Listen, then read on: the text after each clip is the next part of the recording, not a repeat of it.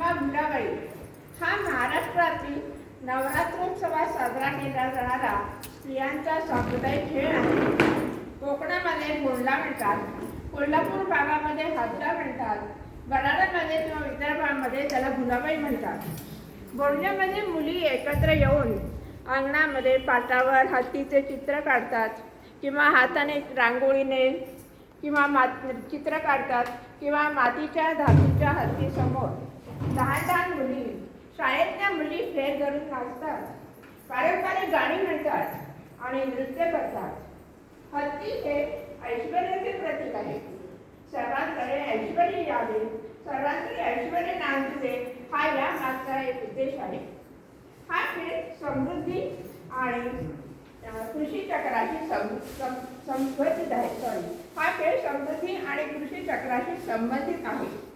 या खेळाचा उद्देश सामाजिक एकता वाढवणे, निसर्गाची आदर दाखवणे आणि आनंद साजरा करणे.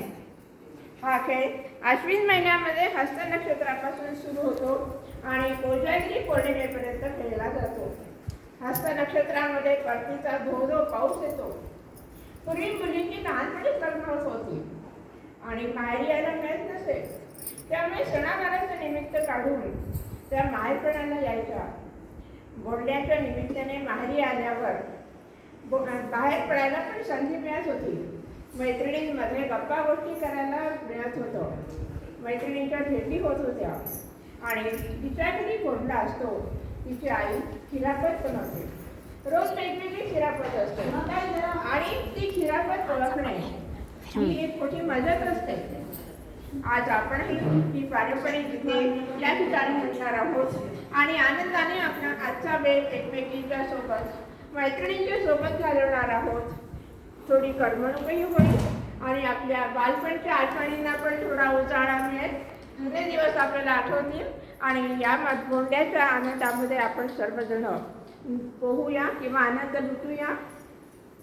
सुविद्या करमरकर म्हणतात, कोजागिरीचे शुभ्र झुंबर दिवे सोबती लखलखणारे, रूप नभाचे आज निराळे, धरती पाहे कौतुक आहे.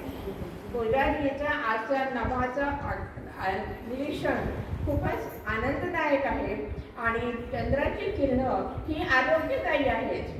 अशी ही कोजागिरी पौर्णिमा तुम्हा सर्वांना आरोग्याची लाभो आणि अशा कोजागिरीच्या शुभेच्छा मी सर्वांना देते. धन्यवाद.